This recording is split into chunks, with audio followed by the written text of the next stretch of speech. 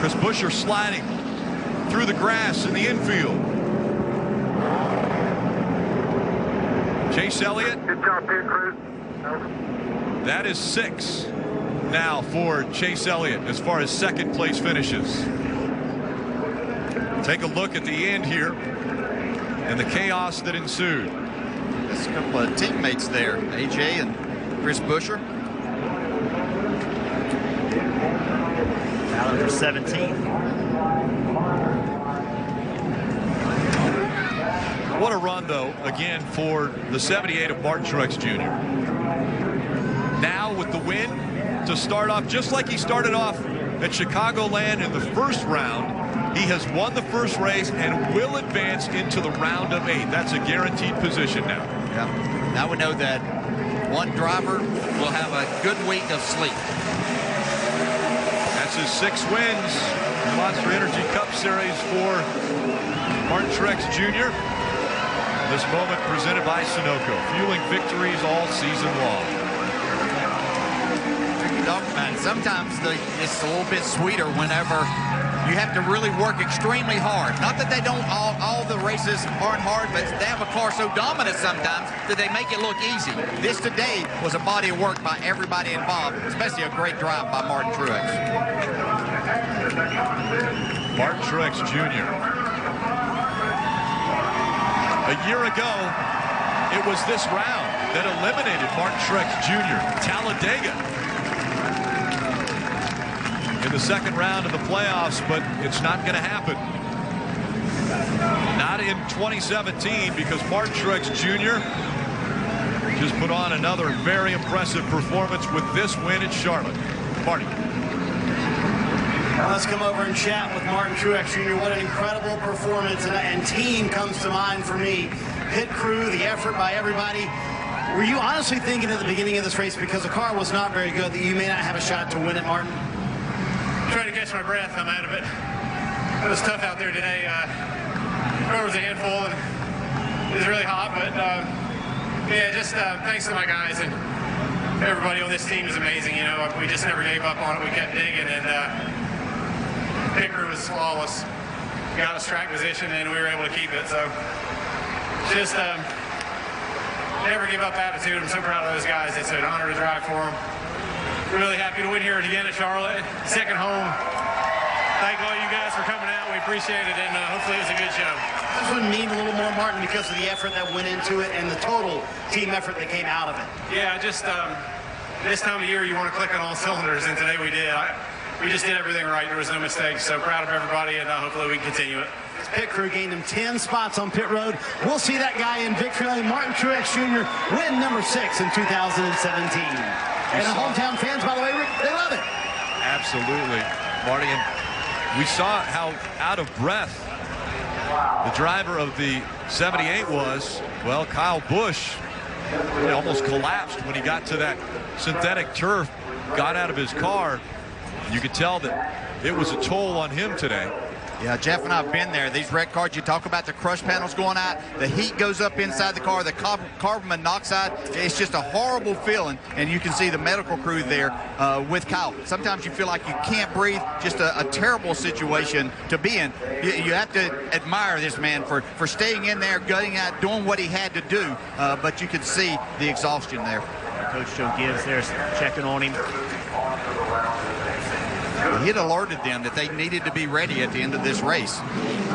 It's hard to explain how hot it gets in that race car and breathing those fumes. It's just, you said it's a horrible feeling. You know, when I've had it myself, I've been lightheaded, major headache.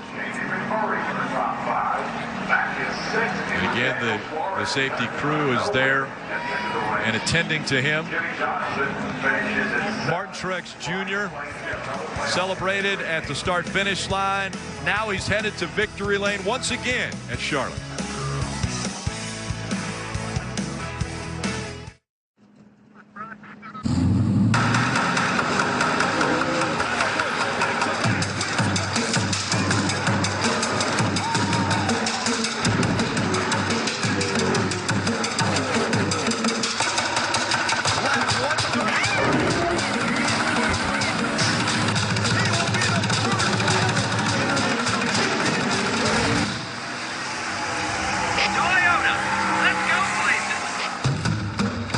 This copyrighted telecast may not be reproduced, retransmitted, or used in any form without the authorized written consent of NASCAR Broadcasting. NASCAR would like to thank all of our fans for your support, and we hope you enjoy today's broadcast.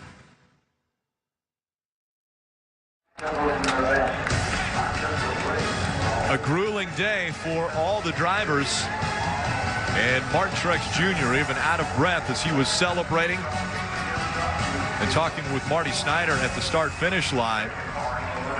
We'll continue to keep you updated on all of the drivers' conditions, especially the 18 of Kyle Busch, as we've seen him being attended to by the medical personnel here. Post-race coverage will continue until 6 o'clock, a little over an hour from now, that you'll be able to continue to enjoy the coverage from the track here. We'll hear from the drivers. As you see the 78 making the move now as he will close in on and get into victory lane here at Charlotte Motor Speedway. Truex Jr. ended up leading 91 laps. Kevin Harvick led the most laps at 149, but issues on pit road put him in a position where he was not able to fight for the top spot today. Denny Hamlin led 45 laps. Kyle Busch early on in the race led 22, and Larson led 12. Dave Burns caught up with Kevin Harvick just moments ago. Well, Kevin made something out of that last run there. I know that last pit stop was disappointing. How hard did you have to dig to get third? I mean, that's about where we were going to run, you know, second or third. We just kind of lost a little bit of the track there as the VHT started to wear off in the second half of the race. But they did a great job all day, and you know, for the most part, we had good stops all day, and just the timing of the bad one came at the end. But you know, for the most part, they did a great job, and everybody in the field had a bad stop at some point in the day. So good day for our Jimmy John's Busch Ford, and everybody doing a good job with the speed of the cars. Yeah, with about 17 to go, you tracked down the 78 and made a move down in 3 and 4. Can you describe that moment? I don't remember ever making a move. It got a little bit away from you, and it looked like it was all you had there at the end after you'd caught him. Well, you know, I would get close, and then I would get loose, and as the day went, I just got looser on the entrance to the corners, and cars started bouncing really bad and started losing grip as the VHT went away, and kind of lost what I had at the beginning of the race, you know, to arc it in the corner and do all the things that I needed to do to get through the middle of the corner and be in the throttle. So, you know, I knew where I was running was kind of questionable as to how long it would last, and the entry was the first part that gave up for me, and I just had to be really cautious getting in there, and that's where I lost my speed from the first half of the race. Kevin made a lot out of the 500-miler today. And a great sight just now. We saw a smile on Kyle Busch's face. He's able to stand up, walk around, and that is a great sight after we saw how exhausted he looked laying on the turf. It's time to head to victory lane. The 78 is there to celebrate with their team once again. Krista. A very familiar scene, as has been in 2017. Martin Truex Jr., the 6th win this season. The crew is going absolutely crazy as the confetti flies. When Martin Truex pulled his car in, at first it was a big smile. Then as Cole Pearn, your crew chief, came around to talk to you, you closed your eyes and laid your head back. What were you thinking in that moment? Just thanking him for being the best there is. I mean, so lucky to get to do this, and I don't know, it's one of those weekends, a lot of pressure. You know, we qualified poorly, and I was mad about it, and Cole was mad about it, and then 20 minutes later, we're like, all right, I think this is where we went wrong, and he's like, yeah, that's what we did wrong. We screwed up. We'll get him Sunday. So just thankful to him and this whole team and Barney and everybody for giving us everything we need. Everybody that gives for the chassis and, you know, the collaboration on the aero side. I mean, these guys work really well together, so I got a lot to thank those guys for. TRD, Salisbury, Costa Mesa, Toyota, everybody. Thanks to them. Auto Owners Insurance today, they've been pretty lucky on this car. And they started this thing without even telling me at their offices, and they said it's called Ride with Martin for our next race, and everybody contributed money to my foundation to have their name on the car. They gave me a check today for $75,000 for our foundation, so they're an unbelievable partner, so thank you to them. I'm so happy to get them in victory lane, but just everybody, Best Pro, Johnny Morris, Furniture Row, Denver Mattress, 5 Hour, Wicks, We got so many partners, so many people to thank. Make sure I don't forget any. Beechcraft Texture on Aviation helps us get to the track safe, and Gorman, just everybody, and it's just surreal, man, this whole year. So just thankful. Martin, we see the emotion, and we know your story is an emotional one, whether on the track or off the track. We don't see Sherry here right now. We know you guys, you and your longtime girlfriend, have been through a lot. And when you think of what's happening, whether you're on the track and you're frustrated about qualifying, like you said, the fact that you get checked for your foundation, everything that you guys go through, I know the highs are higher, but you guys take it one day at a time. Is that what this emotion is all about that I'm seeing in your eyes right now? Yeah, you try to hold it all in all the time, and you don't have to. You don't have to. You just can't, but she's at home, so hope you're feeling good today, babe. Love you. Martin Truex Jr. not only has dominated this season, the mile-and-a-halfs, no driver has finished top 10 in all 8 mile-and-a-half races except for the one that goes where he's most comfortable right now. As we said, the highs, the lows of life. He's with his crew, and that's in victory lane. You just mentioned wish you were here, Sherry. She just tweeted, wahoo, wish I was there.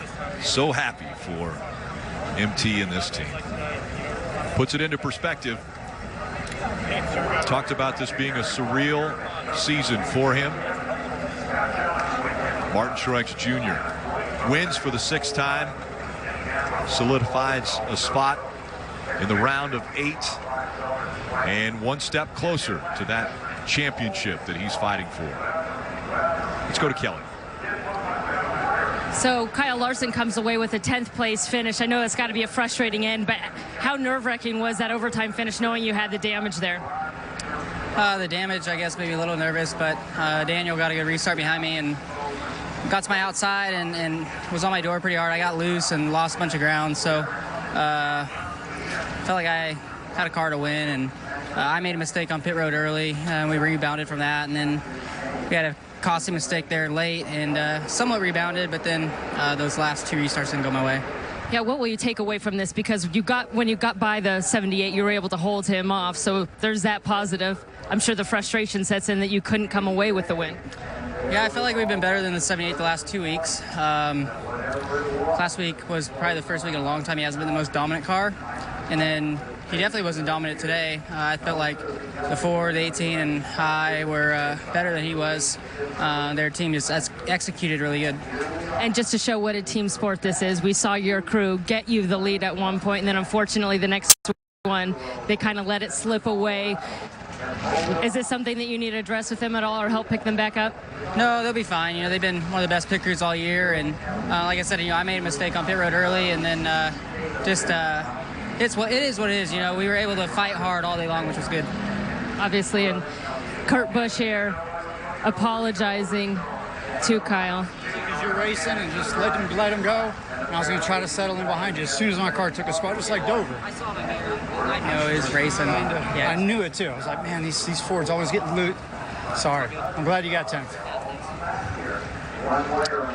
Well, I think that's all Kurt can do. I know he felt bad, but remember, he has to go out there and try to drive. I think it's important, though. Classy move to come find Kyle Larson right now and just explain it. Kyle also, you know, he's not mad about it. He's probably been on both ends of those situations. But I thought what Kyle had to say about the 78 was somewhat telling. He feels that they had him beat on speed, but the 78 out-executed him here. Well, I think this isn't the last we're going to see of the 78-42 head-to-head as these playoffs continue. No, that's for sure. This is going to continue on. I think Kyle Larson will look at this race and say, you know, we gave up some spots, but as long as they advance into the next round, this could be a race that they showed that they can perform at a high level and they can compete with the 78. And if they get to Homestead, you said it earlier, they feel like they can win that race. He feels like he's so good there. So what they're worried about right now is the loss of the points. Will that keep them from advancing into the next round? Take a look at the playoff leaderboard after this, the first race of round 2. Martin Truex Jr., he moves on to the round of 8. And look at the cutoff line. Jamie McMurray, 1 point above. Matt Kenseth, 1 below. Remember the next race coming up? Talladega. And that is the great unknown. Restrictor plate racing, where cars racing over 200 miles an hour, just inches apart. And no one ever knows what could possibly happen when they're that close and as competitive and aggressive as they are. Ricky Stenhouse Jr. could be the favorite heading into Talladega. He's won the last 2 restrictor plate track races, and right now 10 points back, but of course a win advances you to the next round. Let's go now to Krista and Kyle. Thank you, Rick. In Victory Lane, sports is all about moments. Whether it's a pass on the track, something on pit road here in NASCAR, Martin Truex is full of those moments this year. 6 race wins, so dominant on the mile-and-a-halfs. You've heard his emotion. We're going to talk to him coming up here on our post-race show. He will join us. We'll hear from his crew chief, Cole Pern. They certainly are the story of 2017. And we're going to hear from a lot of the playoff drivers. 12 playoff drivers still eligible for the championship. Only Martin Truex knows he's moving on, at least right now, to the next round. Krista Voda with Kyle Petty in Victory Lane, just a stone's throw from where all the celebration is happening. Dale Jarrett's going to join us in just a minute. He's standing right there. He's standing right there. We just can't get him on. I know. We'll get him on in a second. So this is your chance, Kyle. This is your chance. Monday. So, I mean, obviously what Martin Truex has done, but we saw movement. I mean, this was a fantastic race. Drivers have been waiting out weather all weekend. Once they got on track, they did not waste an opportunity. You saw Kyle Larson move all over the place. You saw the young drivers, Chase Elliott up front, Ryan Blaney. It just was a race of the playoff. The cream of the crop rose to the top. Yeah, I think it almost seemed like the pin-up emotion that we built up yesterday in the Xfinity race spilled over to these Cup drivers today in this race. And I think when you look at it, it was like there towards the end of the race, we've got the 4-car leading, bad pit stop, and the 78 comes out in front. Then the 78 has a little bit. Then the 42 comes out. It's like everybody was on their game. And if you made one small mistake, you didn't lose just a single position. You dropped back in the pack because guys like Jamie McMurray had stellar days today. They rose to the occasion. We saw teams today, I'm telling you, that I really thought weren't going to make any dent in this round when we looked at it. With Jamie McMurray, some of those guys, we saw another great run by Chase Elliott. So I'm telling you, today has been an eye-opening day for a lot of people, I think. As we see Martin Truex Jr. again, today's race winner. You're right, Jamie McMurray could have been the biggest headline as well. Martin Truex is going to make his way over. I mean, 6 race wins. He's won 5. Oh, there's Dale. Hey, look, joins us. This is the magic. Never know where Kyle she'll look. and I are talking, and Kyle's on camera. They're feverishly getting Dale set up with his earpiece so he can join us. Dale, you've done everything today, this weekend, by the way. You've been on the pre-race show.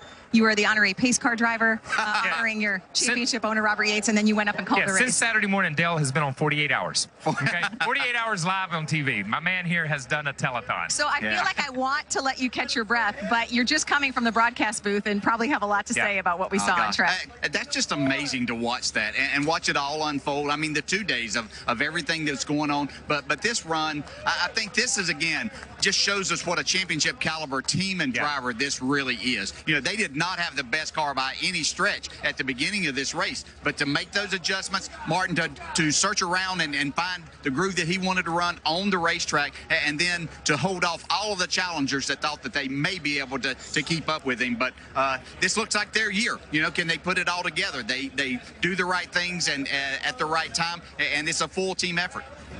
Yeah, certainly. But by the way, when we're done with the post-race show, which will be on NBC until 6 p.m., Dale, you need to sweep up all the confetti. Yes. That's your last job. That's the only thing you haven't done. And turn off the lights when you leave. Please turn off the lights. Only thing DJ hasn't done this weekend. You see how exhausted Martin is. He talked about how this was a total team effort. He said it was hard fought. We saw Kyle Busch getting medical attention. This is not easy. This is why these guys are athletes. Let's take a look now at the final restart. Listen, he put 2 great restarts together. The last 2 restarts of the race, Martin put together great. The way this thing played out, the 24 car of Chase Elliott was in the right position there on the inside. The 11 car starting on the outside again. We knew that was going to be a little bit of an issue there going in turn. And he stretched it. Looks in the mirror. You see those guys 2 wide behind you for that first corner, and you think, yeah, I got this one. You know, when that caution came out with, 7 or 8 to go, you said, oh, my gosh, here it is again. You know, they get themselves in position to win, and then things start happening, and then things on restarts don't go their way. But this time, I think he was determined that there wasn't anything going to stop him. He got 2 great restarts, exactly what he needed to do. And to watch him navigate traffic before that time to get himself through and in a position to win this race was truly amazing. And that was the difference between he and Kevin Kevin Harvick at that time before they made those last pit stops was that he was just a little bit better through traffic, just doing everything he needed to do. But you've seen a number of drivers and a number of drivers out there that were requesting some medical attention. It wasn't that necessarily. They've been in much hotter days, but humidity makes it difficult inside that race car too, and just takes a lot out of you. And that's what happens when we saw Kyle Busch, and we'll talk about that a little later, is just not having that car crushed up the way it was is taking away the airflow that you would normally have in that race car, correct? Yeah, you're taking away. Listen, the way they seal these things off now, and we talk crush panels, we talk wrinkled fenders where the exhaust comes out, all that stuff's just coming up in the car. There's no place for it to escape from under the car, and it just comes up in the car. There's no way to change that air in the car, from the carbon monoxide to the hot air to the humidity to an ill-handling race car. You put all those things in one package, you're going to have a driver that gets out of the car and looks like Kyle Busch. We wanted to give you as many interviews as we can in this post-race show from the playoff drivers especially. A great run for Chase Elliott, but perhaps bittersweet because yet again, he finishes second, his 6th runner-up finish of the year. He spoke moments ago with Parker Kligerman. Chase Elliott finished second, his 6th second-place finish in the Cup Series. And Chase, I felt like you guys had a very solid run. It was well executed. What were you missing maybe to just be able to contend for the lead? We need to be a little better, I think, there in the middle stages of the race and not lose so much track position. And that was where Martin came on and got his track position, and we lost ours, and it was just hard to get all of it back there towards the end. So hard-fought day, and really from where we were in those middle stages, I was proud of the way we fought back and was able to get back towards the front. So it's refreshing to run like this. Definitely tired to run in second, but we'll, if we keep running like we are, hopefully the opportunities will be there.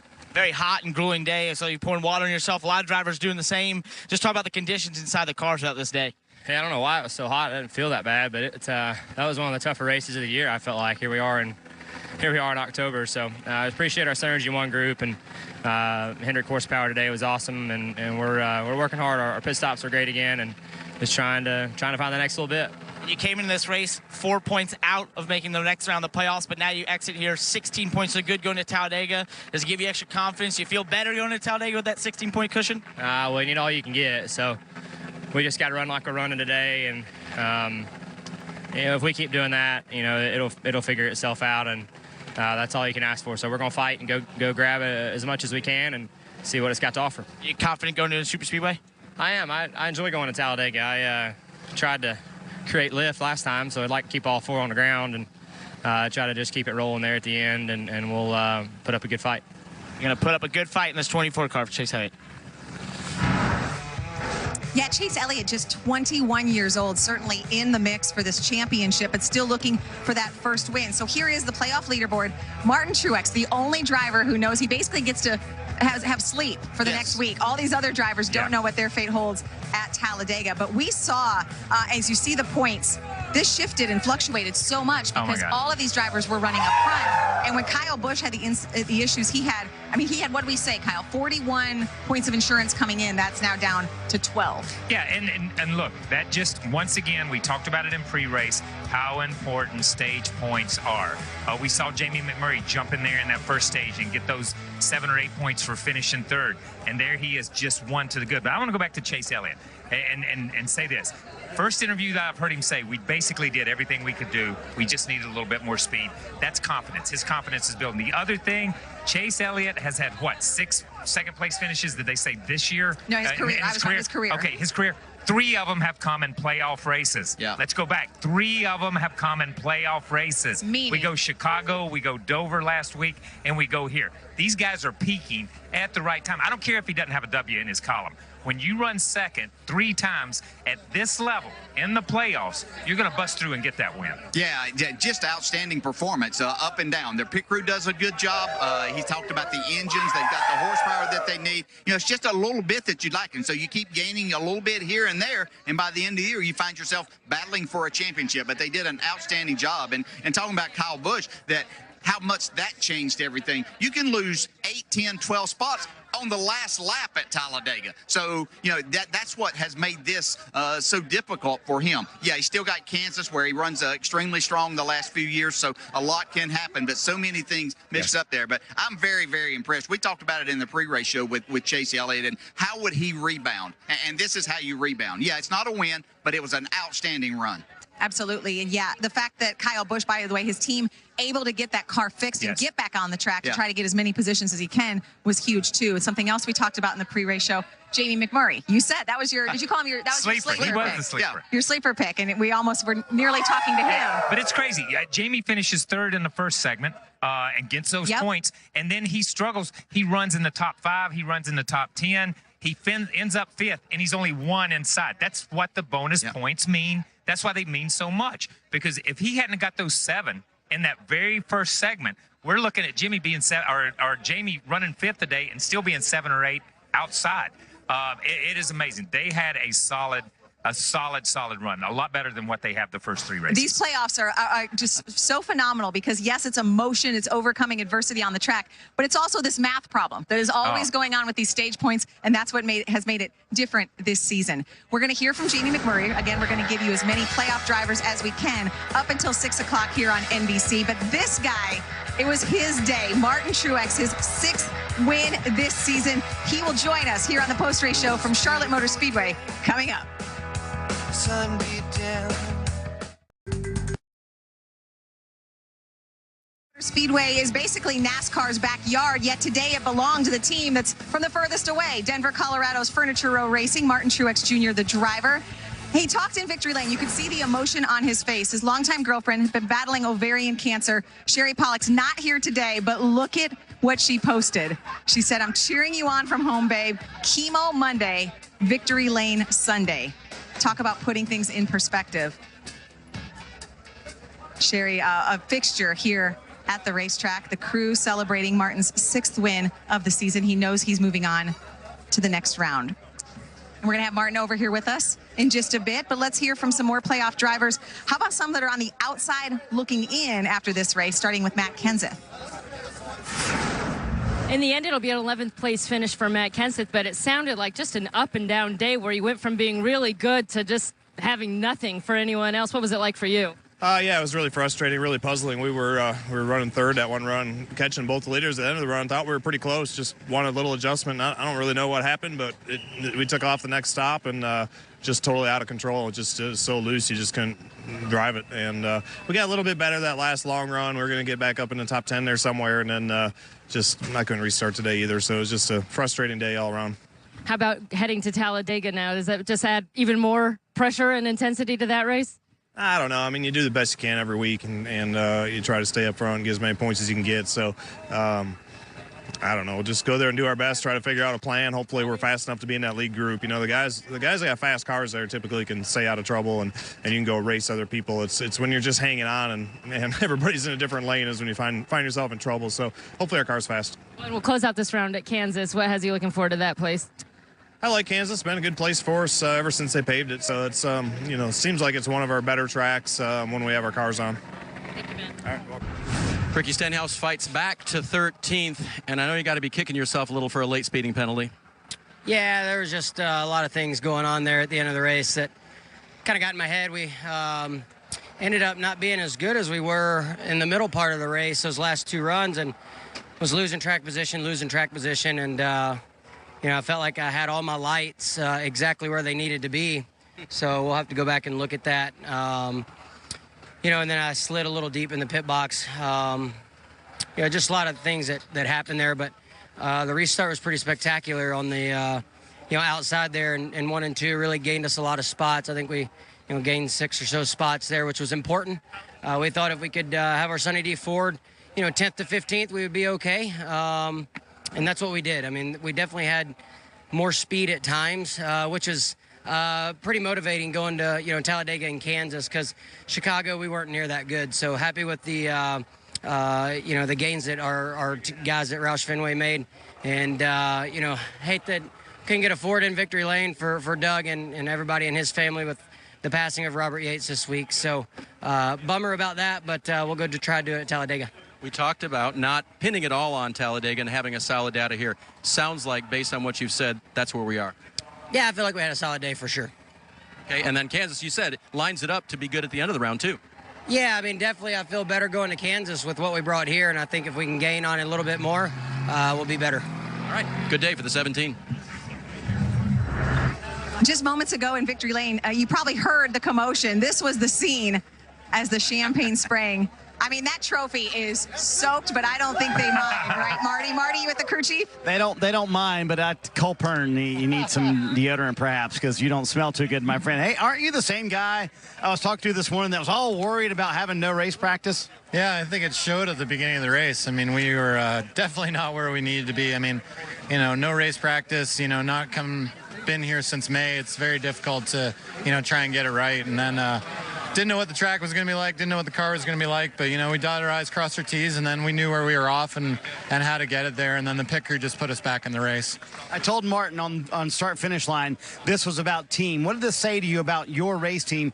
Because you weren't very good. The pit crew did a phenomenal job to rally, because we're used to you guys dominating races. This was not a dominant win for the 78. Yeah, we had to gut it out for sure, and just I got to thank everybody back in the shop. We worked some ridiculously long hours this week to get this car where we wanted it to be, and I can't thank them enough. I can't thank everybody at JGR enough, everybody at Toyota. It's just unbelievable to be part of this group right now, and even when you're down, to be able to pull through and then come out in victory lane and not have to worry about going to our single worst track next week in Talladega is a very good feeling. Come on, not your single worst, is it? Hey, by the way, Martin told me he wanted to make sure everyone knew the quarter panels are intact, the rear tires intact, so if anyone to complain about the celebration, he left them clean. Yeah, I'm sure they'll still whine about something. They always do. All right, your driver's over there with Krista, Kyle, and DJ, so we'll let him talk. Congratulations. All right, thanks, Marty. All right, maybe Colpern and Krista should be a little more worried before races, because I promise you this morning he was all worried they weren't going to be good today. And everything is all good now. Thanks, Marty. Yeah, Martin is with us, and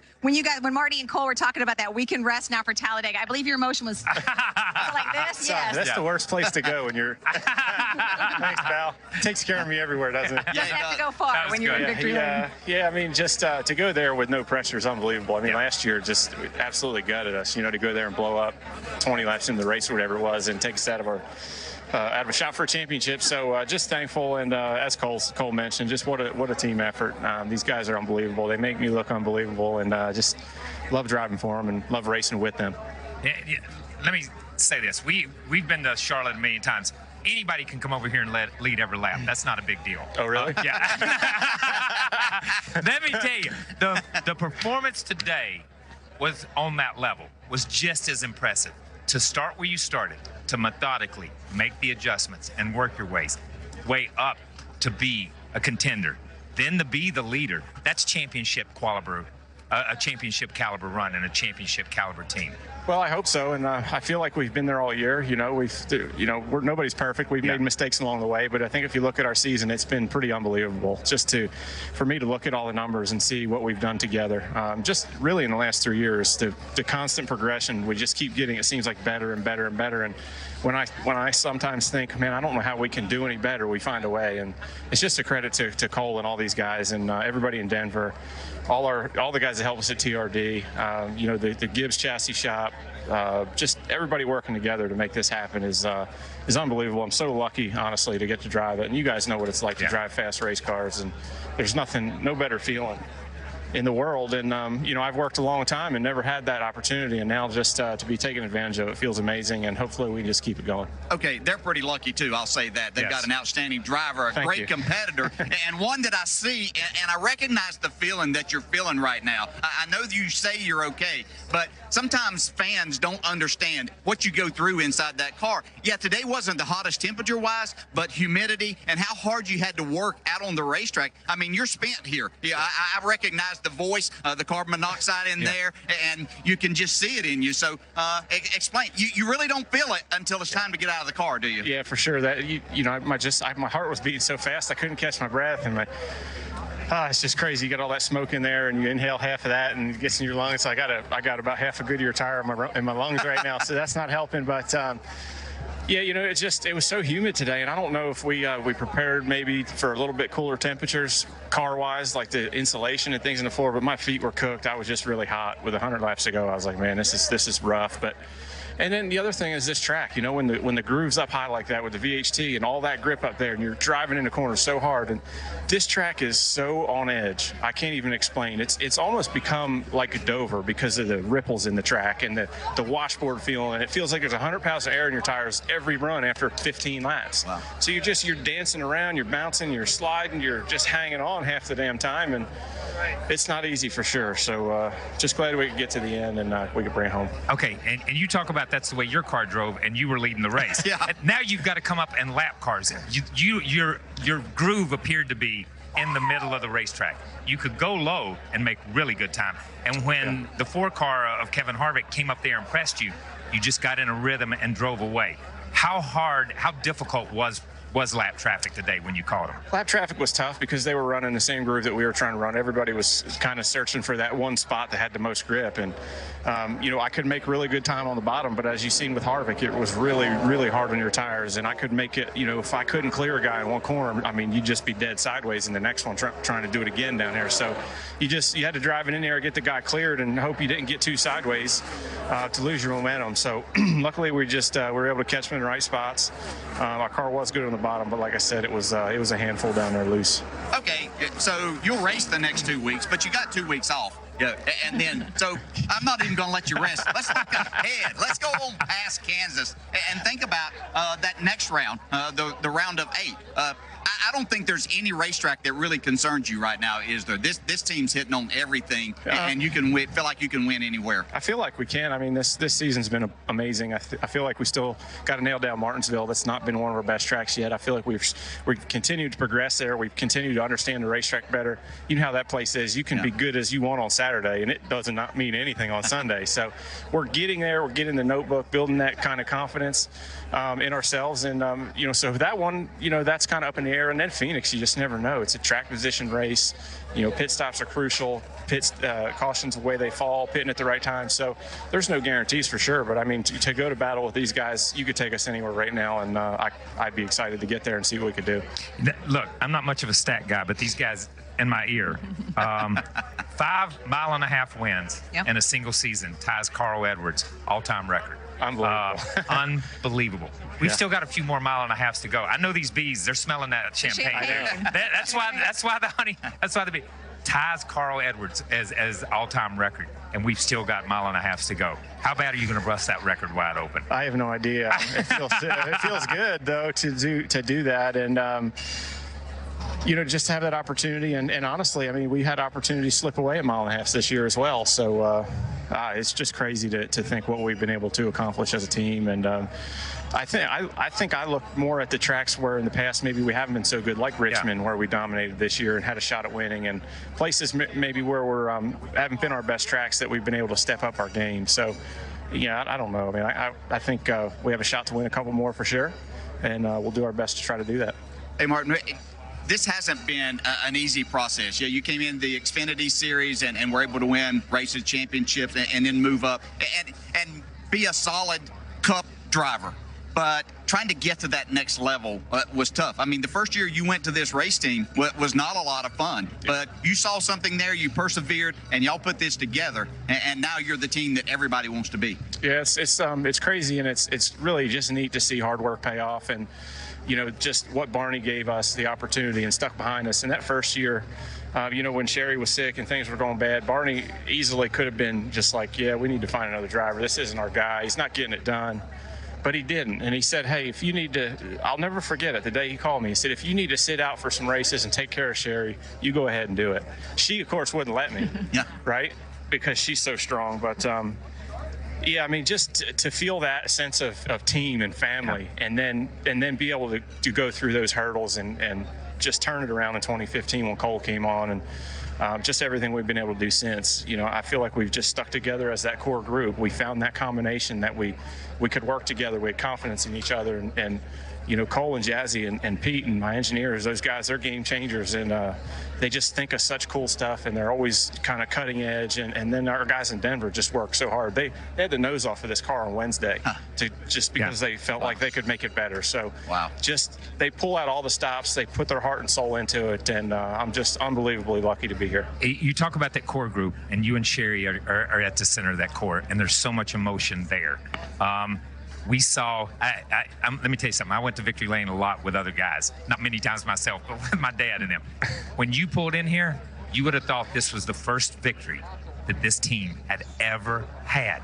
They were so freaking excited. I mean, it sent chill bumps up my back. Yeah. Then you do the little backwards victory lap and spend a little extra time out there, and to watch them and to watch you on TV here on the racetrack, it's just chocked full of emotion. Is that what's driving this team right now? Because it seems to be on an emotional high, driven by adrenaline and driven by the passion for the sport and the passion to succeed. I honestly, I think it's all the above. I think it is. You know, we understand how difficult this is. We've all, as Cole says, we've all sucked together. Yes. Right? And now we're having success together. We know we have to enjoy it. We don't, you know, you never know what tomorrow's going to bring. You never know what next weekend is going to bring. So we try to enjoy ourselves. We work hard, we play hard, and we have fun doing it. And like I said, these guys they work so hard. It's great to see their excitement. And yeah, I'm just, you know, I'm kind of speechless about it all, but it's definitely emotion, it's passion, it's just determination from all the things we've been through that's driving us, and hopefully we can just, like I said, keep this thing rolling. And I wish you could have seen them in here. It was absolutely breathtaking. Like a bunch of kids. Like a bunch of kids. I mean, it was breathtaking, And before you came over here, we started this segment with Sherry's tweet. She's wearing her 78 T-shirt. Yes. She's got the dog, and she said, you know, Chemo Monday, Victory Lane Sunday. And we tell your story a lot because all of us here in the community know it. We talk to you a lot on NBCSN. There's an audience right now watching on NBC who may be new to NASCAR, who are watching because they saw what you just did on the racetrack. And maybe they don't know anything about race cars, but what they know is their daughter or sister or mother or niece or father is battling something. And you said never give up out there talking to Marty. We all know what you meant. And there are people watching right now.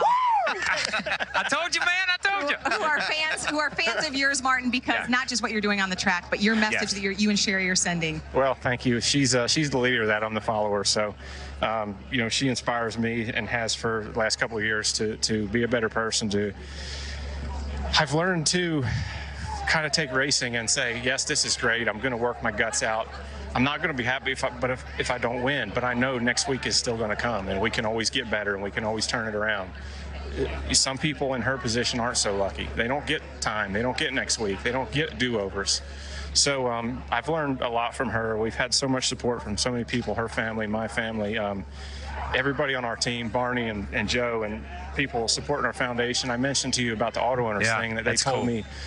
Mary from Auto Owners told me this afternoon, or right after the driver's meeting. She came over and she's like, hey, we didn't want to tell you when all the people were here for the meet and greet, but having a partner like that in Auto Owners that believes in our foundation and supports what we do and understands our passion for what we're doing is unbelievable. So I can't wait to figure out what we're going to do with that money and who it's going to benefit. But we're excited about that, and just you know, she's really strong. She's really tough. She's getting through it.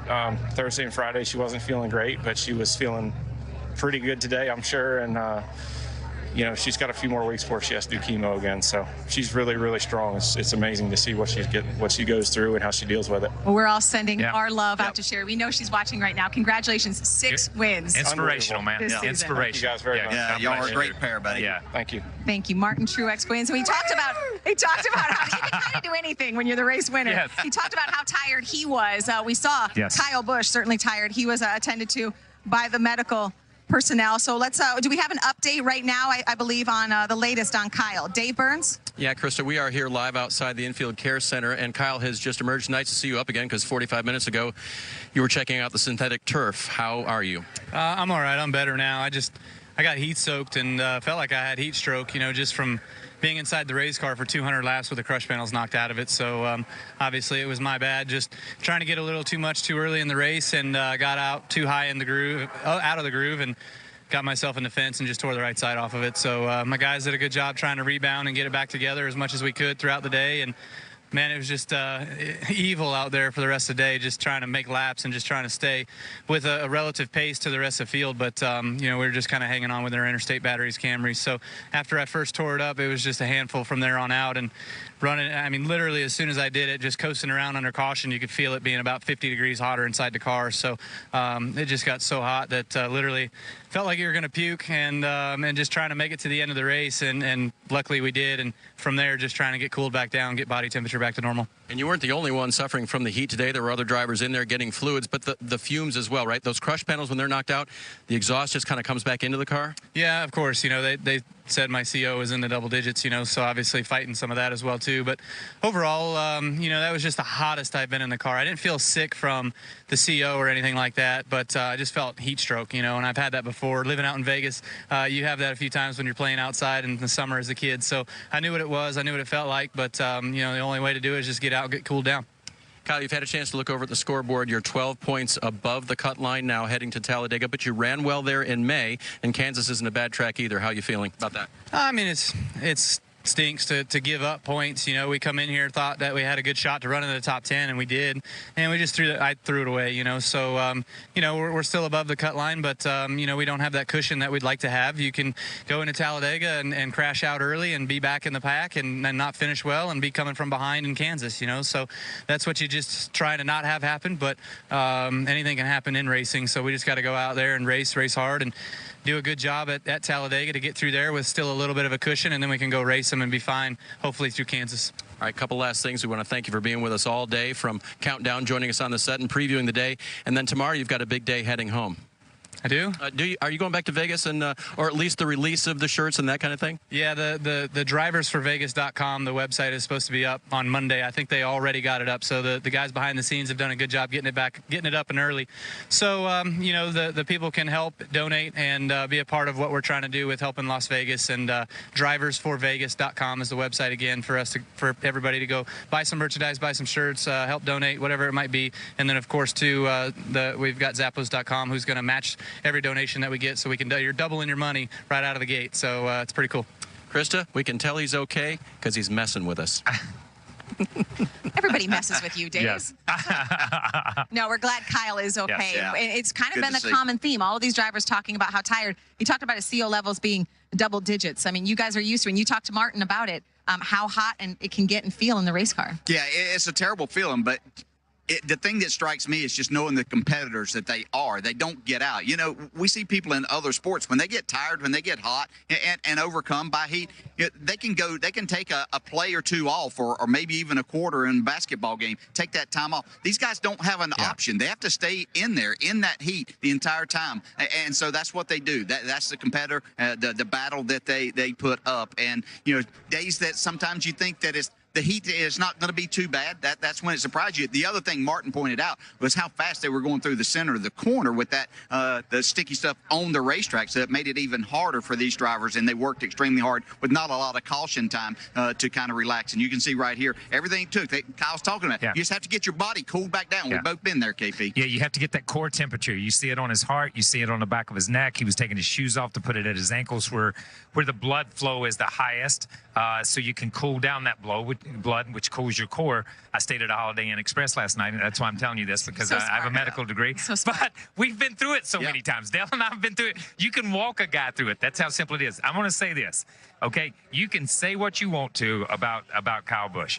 Like him, love him, hate him, throw things at him, it doesn't make any difference. He stood there with Dave Burns, fessed up, said, hey, I just got overly aggressive. I got outside the groove. I had to live with it. It was my mistake. I had to drive that car. And then he talks about Las Vegas and giving back to Las Vegas. And he takes the time in the heat of everything that's going on. We see him right here, right in the middle of the corner. Jeff Burton said on the broadcast, it almost looked like something broke. It snapped out from under him so fast. This is later in the race when he's just trying to hang on to part of it. But I'm going to say this. He also shows this week how fast you can fall in this point system, how quickly you can drop from 41 or 42 to the good to only be 15 or 16, to drop 20 or 30 points and try to make it up. Look, we can keep showing these highlights, and this is just compounding his problem because he's driving a piece of junk just trying to get it around a racetrack. As Dale said, you can't get out, you can't take a timeout, you got to be in there, you got to be making those laps to get those points, and that's what he has to do. But going to Talladega, only 12 up. Going to Talladega, we saw Martin Truex get eliminated at Talladega. With a blown engine. We've seen other guys go down there. We've seen Kyle Busch be eliminated from the chase at the time, not the playoffs, but the chase at Talladega in an accident or blown up. So I think it's a wild card, man. It is a wild card. We can go into the playoffs next year just like we did this year and say, oh, this guy's got a race on everybody. He's going to make it to Homestead. Not necessarily, man. This is a totally different game we're watching develop. Well, we still have to hear from a lot more drivers when we come back. Jimmy Johnson, 8 wins at this track. They call it Jimmy's Playground. He finished top 10, but had trouble in the pits that sort of did him in. We'll hear from Jimmy. Plus, we'll bring in the guys who called the race. I mean, minus DJ. He's already here. Rick, Jeff, and Steve join us, too. First race of the round of 12 is now in the books. It was Martin Truex Jr. who got the win, but he had to work very diligently to go from a 17th place starting position to get all the way up front and end up leading the last lap and getting a win. And so, guys, initial thoughts on this first race of the round of 12? Well, I thought that the fact that Kevin Harvick ran so well, I think that's a really good testament to them. But the 78, stepping up and finding a way to win a race when perhaps they didn't have the best car for the majority of the day, I think that says a lot about them too. So, and then Kyle Busch. Everybody's talked about, Kyle Busch says he's just easily walking into Miami Homestead. Well, today is an example. Yes, he had a point advantage, and he's going to be able to use those, but he still gave up a lot of points. 2 races left. It's not a cakewalk. Well, I look at Charlotte Motor Speedway. They went outside the box. They put that track surface prep down, and I thought this was very racy for Charlotte in the fall. We've seen some one-groove races here before. It was far from that today. They can move up the racetrack, down the racetrack. We saw Kyle Larson come from basically the back of the field one time, and then all of the playoff cars in general. Every time I looked up, they filled the top 10 or the top 12. I think that's what made Kyle Busch's issues so much more painful because the rest of the cars had at least decent days. No one really outside the top 15. Let's go back through the race today, and it started off the first caution that came out. Well, this is the negative to multi-groove racing. Right here you can see Ryan Newman just crowded Clint Boyer up in the wall. Ended up making heavy contact, ended his day. Well, then we mentioned Kyle Busch and the day that he had. Well, it started right here. He was running in the second position, high up the racetrack, loses control, hits the wall, does substantial damage. The team does a nice job of making repairs to finish the day, but the car was never in contention from that point forward. We saw multiple issues for the 18 car. And I mentioned the 4 car a little while ago. Well, Kevin Harvick winning the first stage, tight battle with Kyle Busch early, but drove away, was able to win the first stage, and then came back and win the second stage as well. So gaining maximum points in both stages. As good of a day as it was for Kevin Harvick, bad day for Danica Patrick. She was trying to run that low line when David Reagan came down, got into the right side of that car and ended Danica's day.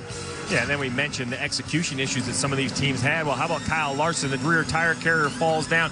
Does a nice job of recovering. It could have been much worse, but it cost them spots. And then 48, this controversial pit stop where lug nuts were missing on the left front. He pulls forward. The tire changer clearly, in my mind, installs a lug nut. NASCAR tells us that's not a penalty, but it still cost the 48 time during the race and positions. Yeah, then Kevin Harvick, also on pit road, came in really good shape, but a little bit slow on the right rear. And then it's slow on the right front as well. And, little small things don't seem like much, but 4 spots off of pit road. Yeah, and when do those small things happen, I think, is the real major issue. Right here, this was far from a small thing. Kurt Busch drives underneath the 42, big wiggle, up the racetrack, ends up spinning out. But really, that was the final straw for the 42 car. That loss of positions and that little bit of damage, but Kurt came and saw him after. I mean, they both feel bad about it, but in the end, really eliminated both cars from contention. It took overtime to find out who the winner of this race would be, but ultimately it was a great restart by Martin Truex Jr. that got him out front and kept him out front for him to win once again. It's his 13th career win in the Monster Energy Cup Series. Yeah, and then after the race, we saw Kyle Busch actually laying on the ground outside of his car. We just heard him say that he just felt like he had gotten so hot he had to find a way to get his body temperature down. He experienced it as a young guy in Vegas, so understanding what was going on with his body in a difficult situation, recovered quickly. With Talladega looming, the next race, we take a look at the playoff leaderboard and the 12 drivers who looks like they're in trouble. Well, I think everyone below Martin Truex Jr. going to Talladega. I mean, really, Kyle Larson, Kevin Harvick, anything over 20 points you have to feel good about, but you can't feel great going to Talladega. And I don't think anyone really is in trouble. You look at Ricky Stenhouse Jr. at -10, going back to perhaps the best track he's going to see in all of the playoffs.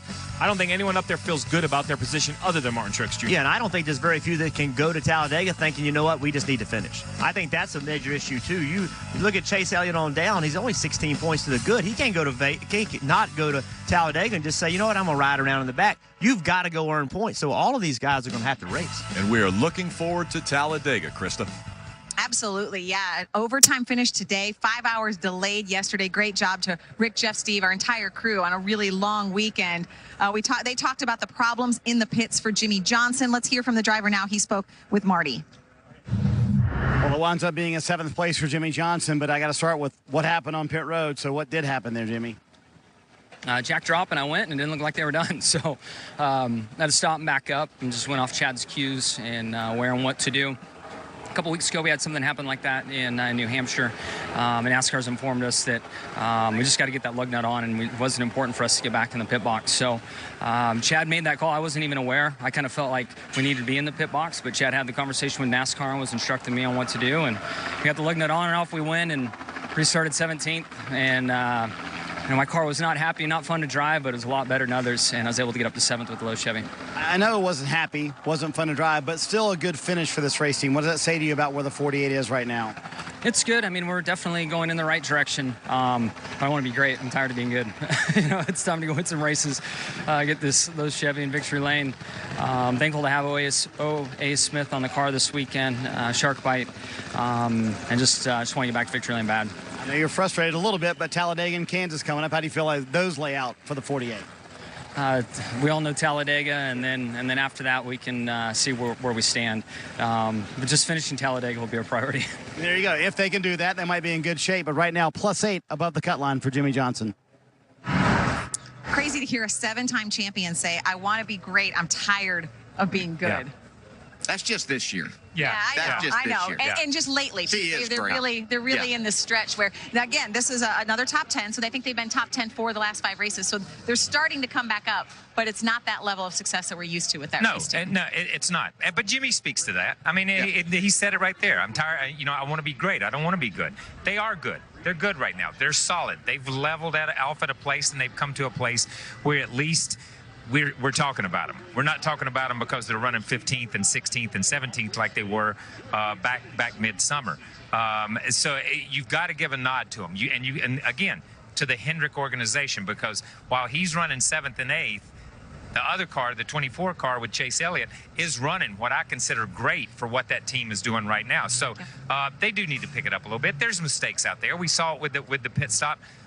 Whatever you think about NASCAR, it doesn't make any difference. I'm tired of talking about penalties and rules and stuff like that. We should be talking about what a great race this was, how the competition was, how close it was, how there's people that we didn't think were going to be up in the points when we left here, or up in the points like Jamie McMurray and things like that. So listen, I'm just going to give it to him. They're good right now. They need to be great, just like he said, if they're going to contend for the championship. Yeah, Jimmy Johnson and Chad Knaus are used to being Martin Truex and Kyle Busch and the way Kevin Harvick ran today and the way Kyle Larson's been running all year. That's the standard that they set themselves to. But here's a problem that they have. They can't talk about the Fords or how they're doing. They can't say anything about the Toyotas, because right now there's a couple of Chevrolets that they can't even be better than. They're getting closer, and I'm not going to pass them off as that they can't get there yet, because I think Jimmy Johnson can do amazing things. So, but they can't outrun the 24 and the 42 right now, and then the 1 was right there today also. So they still have some work to do gaining on it, but time's running out. There's not a lot more weeks that you can go adjust on it and say we're getting better. But give him a chance at Homestead, and that man can make magic. Yeah. As you guys are talking, I'm writing. So do you ever wonder what I'm writing down? No, I never wonder. You never wonder. I never wonder what you're writing down. Here's what I want you to wonder. Which playoff drivers have we not heard from yet? You can think about that as we go to commercial, because when we come back, give me a minute. we will hear from the playoff drivers. Tell me their emoji. Tell me their emoji. That we have not heard from yet. Martin Truex Jr. continues to celebrate, take care of media responsibilities here at Charlotte Motor Speedway.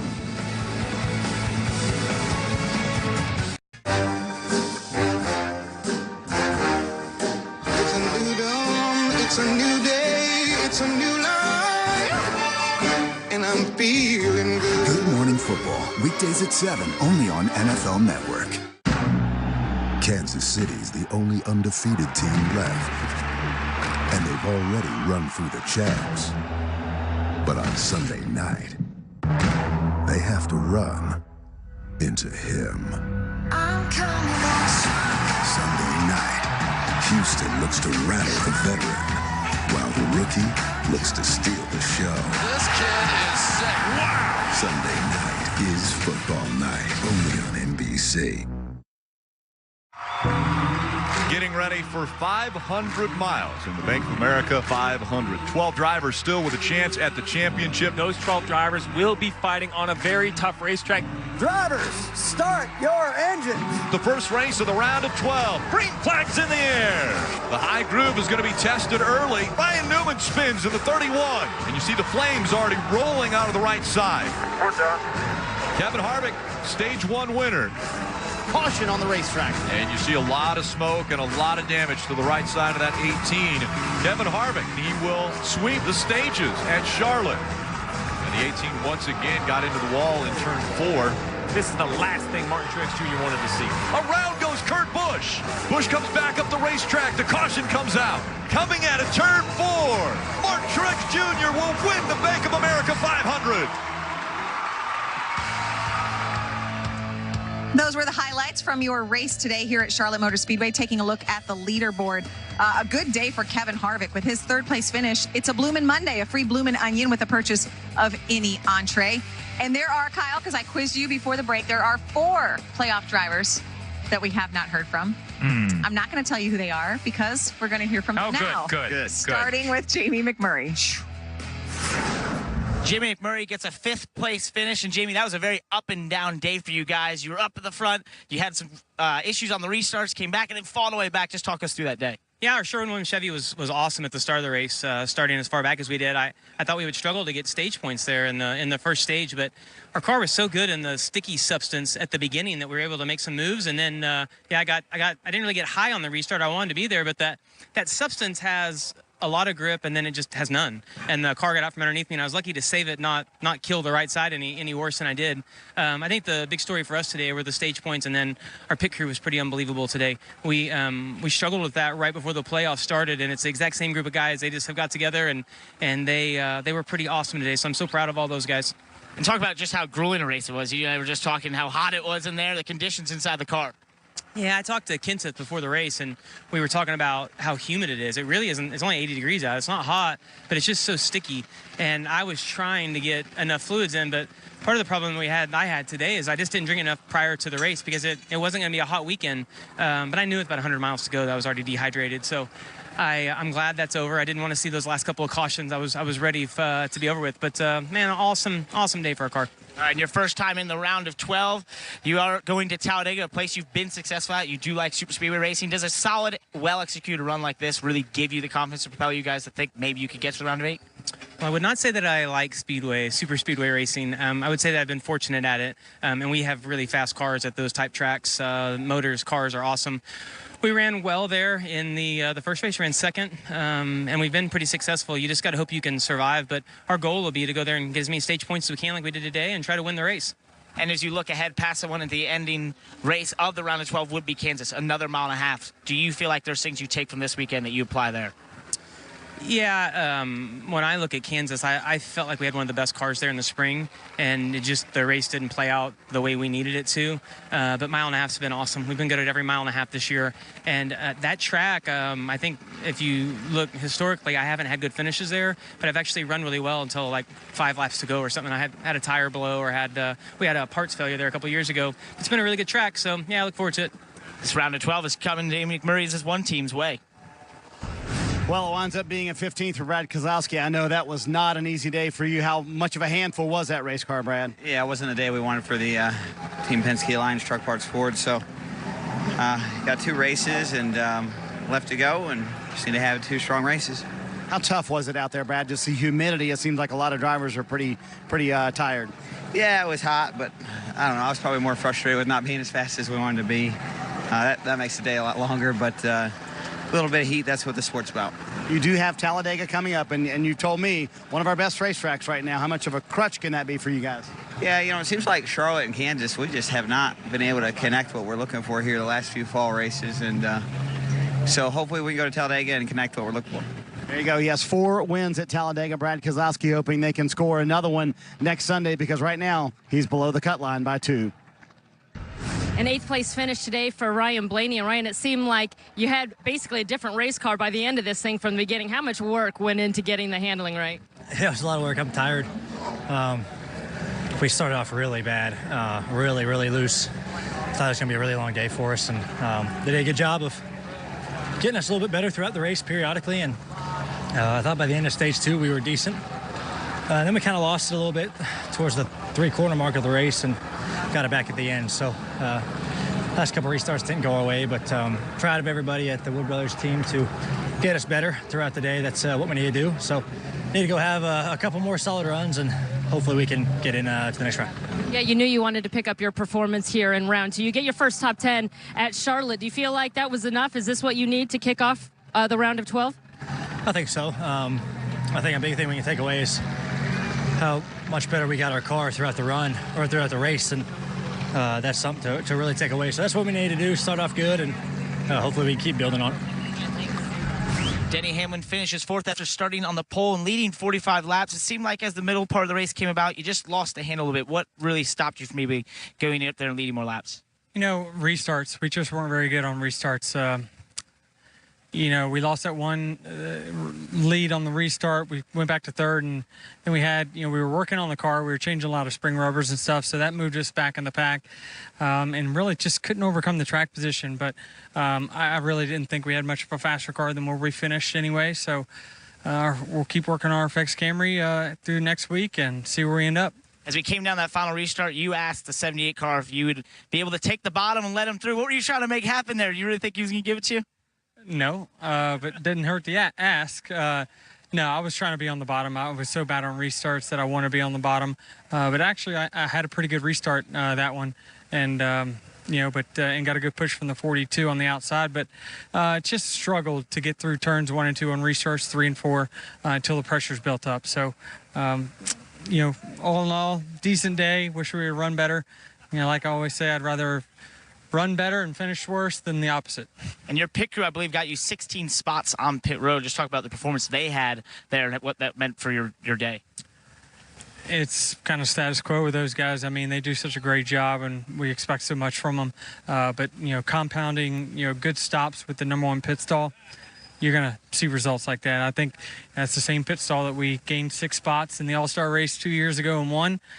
So, you know, I expect every time I come to pit road, those guys are going to do that kind of work. Are you going into Talladega, 13 points to the good? Does that help you sleep at night at all, or do you still feel like you guys are maybe in a precarious position entering a super speedway race? It's better than a lot of guys, but, you know, honestly, I wish we were just run better today. You know, I care about points, but honestly, I care about running well week in, week out, and wherever I finish, I finish. This team's focusing on running well for Denny Hamlin.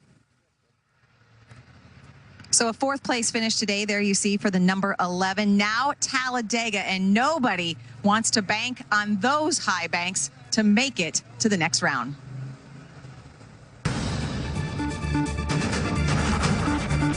Talladega in the playoffs is tough because a driver can't always decide his own fate at Talladega. This place can chew you up and spit you out in a hurry. And nowhere in any other sport do you not decide your own fate in the playoffs. And that's the thing. Their fate could rely, and does rely, on next weekend where anything can happen. Yeah, where anything can happen. I want to go back to this week for a minute, and Dale mentioned it. Every one of them, what their voice sound like. Yeah, carbon monoxide. Yeah, you can tell it really affected them. I can pretty much bet you the Spandex Warriors are not going to be on their bicycles tomorrow, busting it down the highway. They're going to rest a little bit before they go to Talladega. But the one good thing about Talladega is it's not as physical a racetrack, as physical a race as this is. When you have an ill-handling car here, and the way that today played out for a lot of these guys, it was worst case scenario. You thought it was going to be cool. You didn't hydrate enough. You put yourself behind the 8 ball to start. Then issues happened. You had to struggle. You had to keep up things. So many things compounded the problems that they had here today. So this was a tough physical race. It's more of a mental and a mental race for most people. Exactly, Kyle. Yeah, you can prepare yourself physically for heat and all of that by hydrating and doing a lot of different things. Mentally, you can think about it all week, which you'll try not to do. But as you get into that race, it's a long 500 miles, but you're having to think your way through every single second that you're in that race car. You just don't get a break. And the worst part is you can be as good as you can possibly do, and that might not be good enough because someone else makes a mistake. So that's what the drivers face. It's great fun to watch. It was fun to go there whenever you had a car and you finished today. Then it's good fun. And there's one person that's going to come out of there that's going to be extremely happy. Will that be a driver? One of those 12 in the playoffs. It's no longer an elimination race, so that does help a little bit. That helps a little bit. That helps your heart. But here's the thing. And we all know it. We've seen it before. You could come off turn 4, okay? You can come off turn 4 with 8 stage points and cross the start-finish line in 20th position with no stage points. That's the gamble. That's the roulette wheel. That's the way every lap is. It's going to be tough for these guys to gain stage points and put themselves in position, no matter how good they are. And we're not trying to sell you a promo. This is just what happens. That's what happens, man. Next That's week, what happens. you have to tune in. That sold it right there. Today in this race, we had tons of competition on the track. Drivers getting sick. Playoff drivers rising to the top. One dominating. Truex most certainly was running on a dream. The round of 12 battles on next Sunday at Talladega on NBC at 2 p.m. We will see you then. And I won't